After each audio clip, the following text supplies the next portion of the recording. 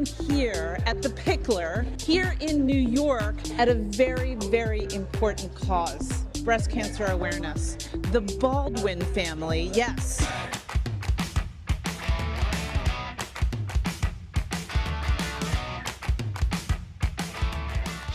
When we think that we've been cemented in patriarchy for 5,000 to 10,000 years. Right. And it's really built on the power of men through intimidation and the threat of violence, and the promise that women will keep their secrets silent. It is literally saving a life.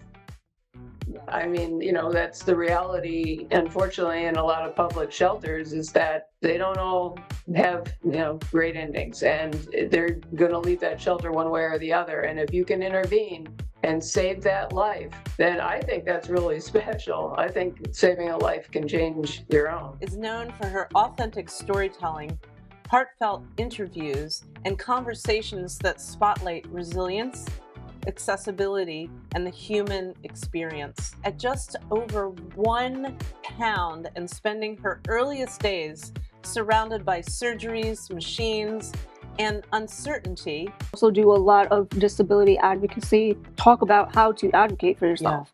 Because there's not a lot of that out there. There's not a lot of positivity and spreading awareness about disabilities.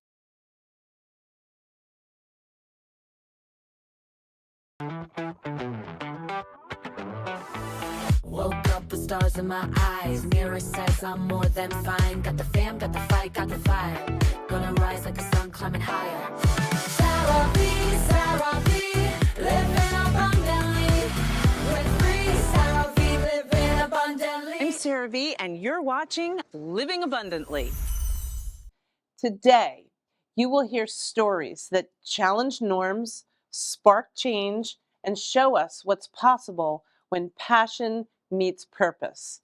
Get ready to be inspired, uplifted, and reminded that making a difference comes in many forms, and that every act of dedication, big or small, leaves a ripple that can transform lives. So let's begin. Oh, I just experienced something that I never thought I'd say out loud. I played in pickleball for cancer research with, yes, the infamous Baldwin family. And yes, me, pickleball, and actual competitive energy in the same sentence. But what I want to share isn't really about the sport. It's about the meaning underneath it. Because sometimes shining a light on something we don't want to experience can actually be incredibly powerful. Cancer touches, unfortunately, so many of our lives in one way or another, and it certainly has touched mine personally. My beloved mother passed away from breast cancer many years ago, and I have to say, it was a really strange yet beautiful thing. I could feel her spirit with me as I played. And this experience reminded me that we don't always have to meet heavy things with heaviness. We can meet them with community, movement, laughter, and purpose. Let's take a look.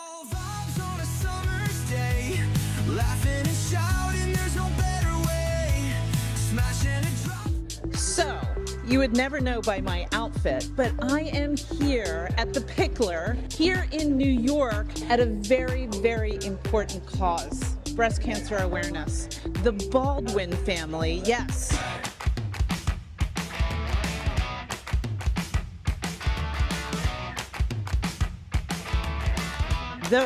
That family, are here as well hosting this very important challenge. And I am going to participate in this challenge today. I don't know who I'm playing, but I know that Dennis Appel is going to be my partner.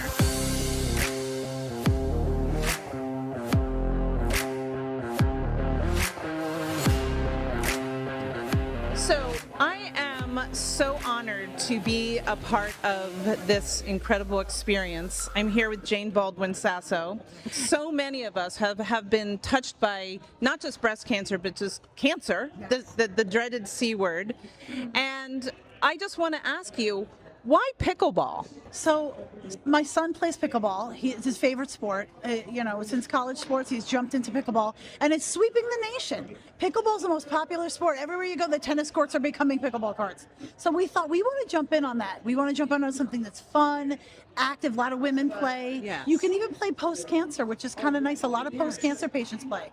So I just want to jump in on what's already so popular. Cancer can be personal to all of us, and I know that this experience really is highlighting your beloved mother. But I want to know about her. Like, tell me a little bit about her. My mom, before her cancer, before she became Carol Baldwin, was Alec Baldwin's mother. I mean, think about it. For a lot of years before that, that was her big to do, let's say. And so she really stepped out of that. She survived and thought, I'm going to do something with the gift of life I got by surviving double mastectomy and a really serious bout of cancer. So she was tough, tenacious. She was always sort of, before that, making brownies and cookies and being supportive of my dad, raising 6 kids. After the cancer, she was a dynamo.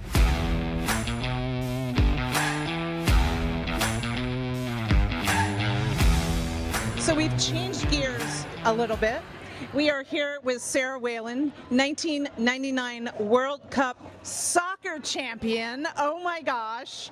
So I love the diversity here of all the celebrities that have come out to support such an incredible cause. So, I asked Jane Baldwin Sasso, why pickleball? So why do you think maybe they chose pickleball as a way to represent or at least celebrate women who have gone through it?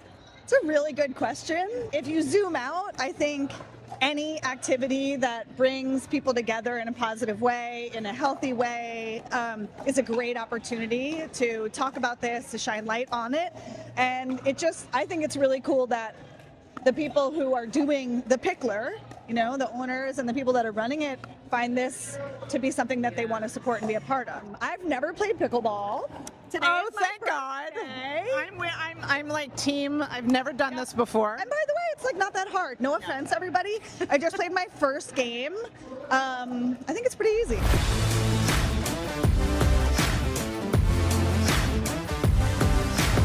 So I am here with actor Michael Toe, and it is such a privilege to be here with you. Is there somebody that has touched you with the whole journey of cancer, and is that why you're here? Sure, no doubt. We've had cancer in our family. My grandfather, the first family member that passed of cancer. So it's a disease that we've lived with, that's affected families all over and everybody. I am here to support Jane's and the Baldwins charity, but I'm friends with Billy and the family through acting. And so when we tied in pickleball with the Baldwins, with a great cause for cancer, perfect, Sarah. I am now here with the very glamorous Jennifer Aiden from TV Gold podcast. How has cancer, affected you in your life? We were talking before we went on camera. Yeah. Tell us about it. Yeah, I have a lot of people personally affected by breast cancer. My mother for one, my mother's sister for two, and my aunt who just recently passed away. And ironically, she didn't die of the breast cancer. She had died from complications that came from the chemo that she had to take for the breast cancer. They call this chemo the Red Devil chemo. And when I heard about it, I said, who would name chemo or something that you have to give people something called Red Devil? And apparently it was a phrase coined by people who had endured this chemo to describe how terrible it really is. So now I am here with the iconic Billy and Daniel Baldwin. What does this event mean to you? Billy? Well, it's just a continuation of our mother's work with Stony Brook University. You know, raising awareness, raising funds to finance grants, $100,000 grants. We've been doing it for 30 years. My mother was diagnosed in her 60s, and then in her 70s, 80s, and 90s, she did some of the most important work of her lifetime, raising millions for Stony Brook and Upstate Medical to fund grants that, you know, improve lives, enhance lives, save lives, and hopefully we're working our way towards a cure. What about you, Daniel? What does this event mean to you personally? Well, every time we do an event, every time we raise money, it puts us another step closer to finding a cure, which is what my mother's vision was. Our researchers submit their studies, and our 9 oncologists board votes which has the most promise, and we write grants to them. So it's not only our initial seed funding, it's the follow-up funding that comes from big companies that see the work that we funded and then throw 10, 20, $30 million at it. So we're very proud and hopeful that we will be part of it. It could be this event. It could be this small amount of money, big amount of money, it doesn't matter. It could be this money that we get to the right researcher that looks at some genetic predisposition and says, this is the problem, this is it right here, and we go from there. So, well, thank you very much for talking with me. So this is a really, really important cause for breast cancer awareness. I know not just breast cancer, but cancer affects so many of us. And me in particular, my mother died of breast cancer, so it kind of has a really special meaning to it. So I can't wait to participate, and I'm really honored that I got to come up here as well. So stay tuned. Thanks for watching us on YouTube, and be sure to tune in here every other week for a new episode of Living Abundantly with Sarah B. Recently, one of the greatest champions of women's equality and the GOAT of professional tennis, Billie Jean King, obtained her college degree at age 82. About the same time, Dr. Mehmet Oz was declaring that women are, oh God, I can't even say it, underbabied, and of course, not that long ago, miserable, childless cat ladies were headline news. Also, up-and-coming trend is that many women are choosing to forego marriage and children, and it is reported that about 50% of women will be in that situation in the next few years. And we have with us today our friend to the show, relationship expert Dr. Deb Castaldo. What you may not know is that Dr. Deb is also a champion of women's equality and completed one of her first doctoral research studies on single women without children at midlife, which was published as the book Divorced Without Children. And being a single woman without children is also her own personal story. Welcome to the show. Sarah. I am so happy to have you in with this very important topic. Yeah, I'm happy to be here on this one. Oh my God, I can't even say that word. I know, but it's painful. It really is. So it seems that, you know, while we've made, you know, great progress in equality, seems like we're going backwards now. There are still clearly efforts to subjugate women to baby makers and demean them if they are single, like if there's something wrong with them.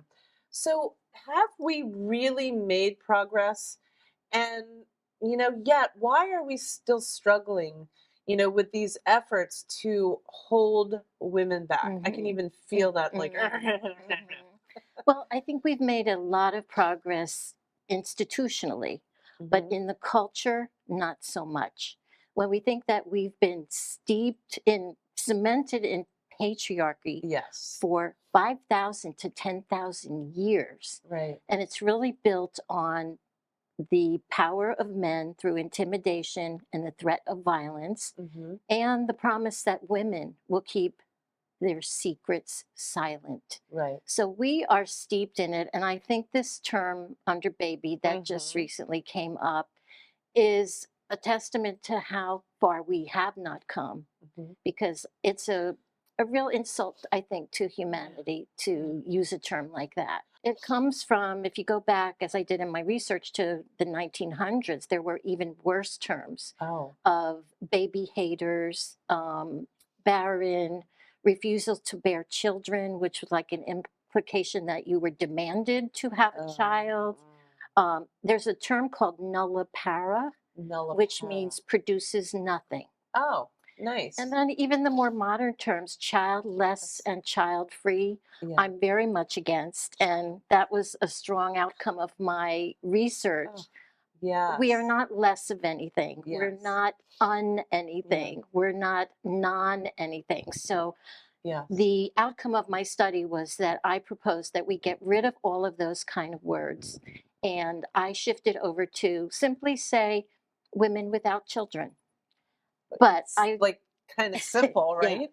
So, what did you discover in your research on, single women at midlife without children? Is there anything that we need to know about that? Yeah. Well, my original hypothesis was I wanted to know, were they unhappy, unfulfilled? Were they depressed? Were they anxious?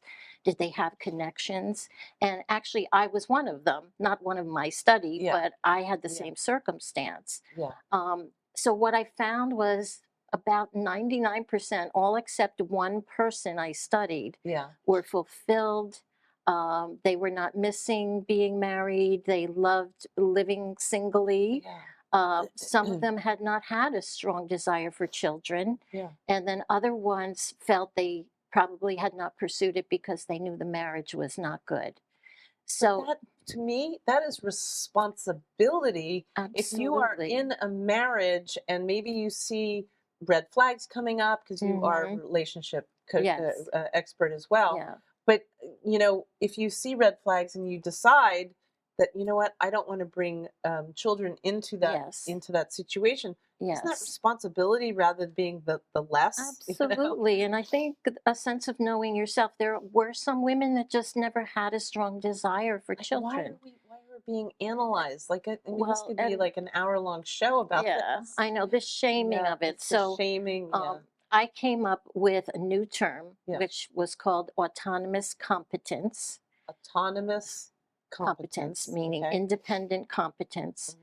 Mhm. At that time, the only term close to that, the most positive term I could find Yeah. was competent loner. And I hated that Ugh. term too. Loner.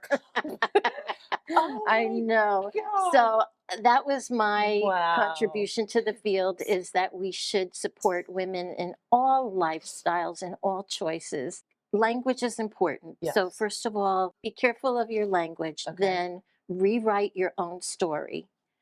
I always say set your own standards. Yes. Kind of give the proverbial middle finger to anybody that even classifies Yeah.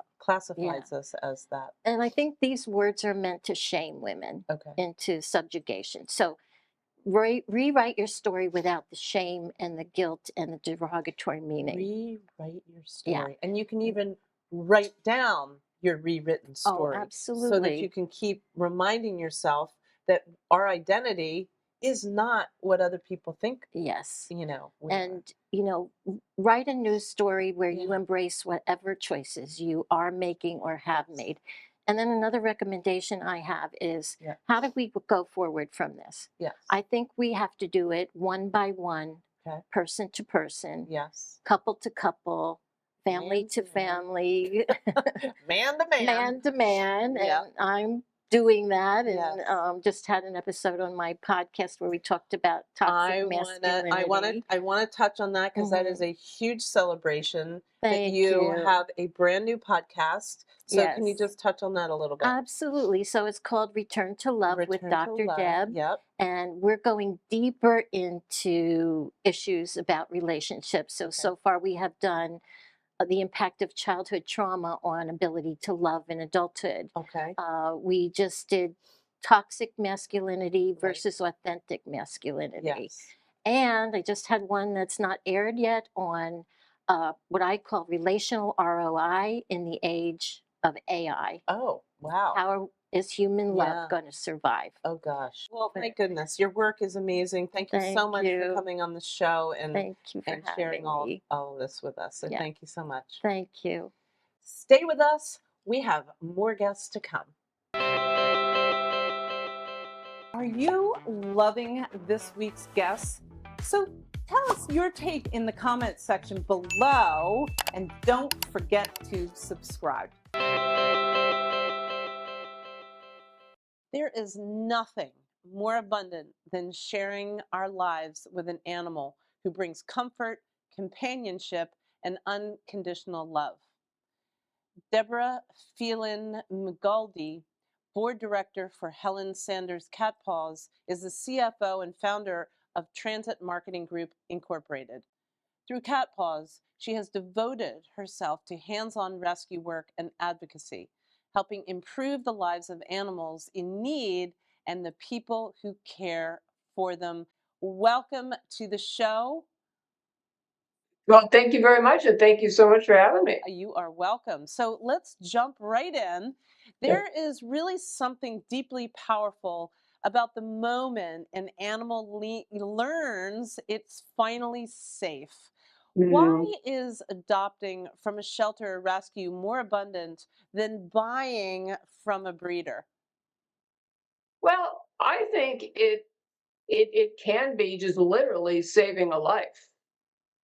I mean, that's the reality, unfortunately, in a lot of public shelters is that, they don't all have, great endings, and they're going to leave that shelter one way or the other. And if you can intervene and save that life, then I think that's really special. I think saving a life can change your own. I can't even go into the shelters because I want to take everybody home. But why do you believe fostering for a rescue or shelter is such a vital, life-changing act, not only for the animals, but really for the people who open their homes and hearts to them? Well, it's in a way like adopting. It can be saving a life too, because shelters rely on foster homes to get more vulnerable animals out of the shelter because they don't have the capacity, the resources, the staff to care for them. And one of the most vulnerable animals in pretty much any public shelter system is kittens under, say, 4, 5, 6 weeks of age that can't eat on their own. They need to be fed every 3 hours. They need to be tended to. And those kids aren't going to make it in a shelter environment. So it is, again, saving a life, Right. and nurturing that life, and realizing in that little tiny little squirming kitten body a future for somebody whose best buddy that cat will grow up to be.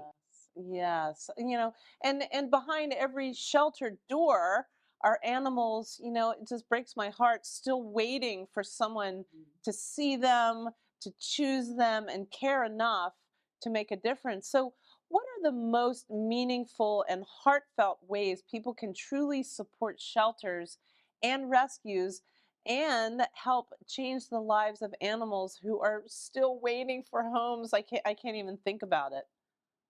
Well, I mean, you touched on a great point there. A lot of people don't want to go into shelters for that very reason, because they feel it's sad and emotionally overwhelming and devastating. But it is exactly those shelters that need that help to provide more positive outcomes for the animals in their care. Yes. So, but if you absolutely can't go into a shelter, and I get that, there are a lot of rescues that support those shelters, like ours. So that's one way where you can support the shelter, but in a less direct kind of way where you don't have to go in. So that the rescue takes the animals out of the shelter to foster and then places them in a foster homes. For people that don't necessarily ever even have to go into the shelter. I would be one of those. Yeah. But, I really feel like there's like this quiet crisis behind shelter walls where so many animals arrive through no fault of their own, simply because, the number of pets born far exceeds the number of homes available. So, I mean, I kind of know what the answer to this is, but what is the best way to obviously reduce unwanted animals? Well, there's a few, but I think the foundational one, I believe, is spay neuter. Exactly. It's just spay neuter, just spay neuter everything. Yes, Spay neuter yeah. your own animals. Yeah. If there's a cat down the street, trap that cat and spay neuter that cat. Right. Cats can have. We deal with cats. Dogs also need to be spayed and neutered, but cats are so prolific breeders. They can get pregnant at 4 months old, Yeah. and that's one. Another one is cities adopting more pet-friendly, pet-inclusive housing. Yes. You know, you brought up an yes. excellent point. These animals are in this shelter for no fault of their own. Yeah. They're not broken. This is really important information, and I thank you so much for sharing this with all of us. Thank you so much. Well, thank you very much for having me and talking about this important topic. You're welcome. And we will return right after the break. For those of you watching on YouTube, what is your most abundant word or phrase to describe your life right now? Tell us in the comments. There are stories that inspire us because of success. And then there are stories that touch us because of the strength it took to simply survive. Life Beyond the Mic co-host Shawna May is known for her authentic storytelling, heartfelt interviews, and conversations that spotlight resilience, accessibility, and the human experience. But long before she was interviewing celebrities, entrepreneurs, and advocates, Shawna was fighting for her own life.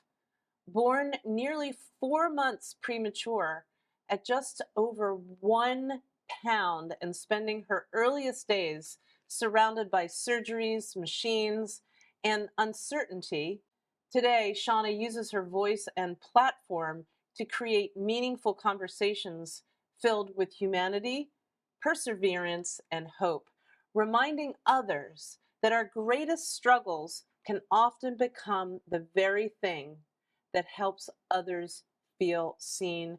Welcome to the show. And I just want to say thank you so much for making this world an even more beautiful place. So thank you. Thank you. You're welcome. So your life, really required a level of resilience most people could never, ever imagine. And yet you've chosen to meet these challenges with strength, grace, and purpose. So tell me, what challenges have you faced throughout your life because of your, disability? I hate even calling it that. But how did It's the truth. Yeah, it is the truth, but it kind of puts us in a box in a way. But how did you learn to overcome, all of them? Well, ever since I was a baby, really, my mom always instilled in me, you're going to do this, you're going to do that, you know, n- I can't take no for an answer, Yes. or she wouldn't take no for an answer. Right. She just instilled that in me, pretty Yes. much. And the doctors, I have this saying where, doctors or whoever will say, "Oh, you can't do that," Oh, or yes. The "You'll never be able to," limitations. you'll never Yes. be able to do that. Yes. And I always say, "Watch me. I may do it differently. It may take me time to figure it out, how to do it I love that. Yes. my own way, Yes. but I will figure it out and do it." You are setting your own standards of what you can and can't do. Ah, love that. I have pretty high standards. Yeah, well, good for you. So, your voice has become, a source of connection and inspiration for so many. What continues to motivate you to keep sharing your story publicly and helping others? I think there, especially in the entertainment industry, there is, I don't want to say a lack, but there's a lack of understanding. Yes. I've tried out for different things in the entertainment industry and I don't get them. Mhm. I've applied for jobs. Let me I don't just get them. stop you. Not yet. Not yet. You haven't gotten them. Yes, not yet. Yeah. Okay. But And it all comes back to, I believe, my disability. Yeah. And I want to make that a difference Yes. in the entertainment industry Yes. and in the world. I just want to also touch on, can you just tell us a little bit about your podcast? Yeah. So it's called Life Beyond the Mic, Okay. and I co-host it with my co-host Lala. She has a lot of health challenges as well. Yes. We went to school together. That's how we Yes. met. And so Life Beyond the Mic is basically a show. We do a lot of entertainment things, Yes. but then we also do a lot of disability advocacy. Right. And we talk about how to advocate for yourself. Because there's not a lot of that out there. There's not a lot of positivity and spreading awareness about disabilities. This has been, I just am so inspired by your story, and I'm so happy that you got to be in the studio with me. Yes. So thank you for joining me. Thank you for having me. You are welcome. And thank you all for watching. And that is it for us today on Living Abundantly. And be sure to check us out on YouTube channel, Living Abundantly with Sarah V. And what do I always say? Here's to living abundantly. The proceeding was sponsored by Sarah V. LLC.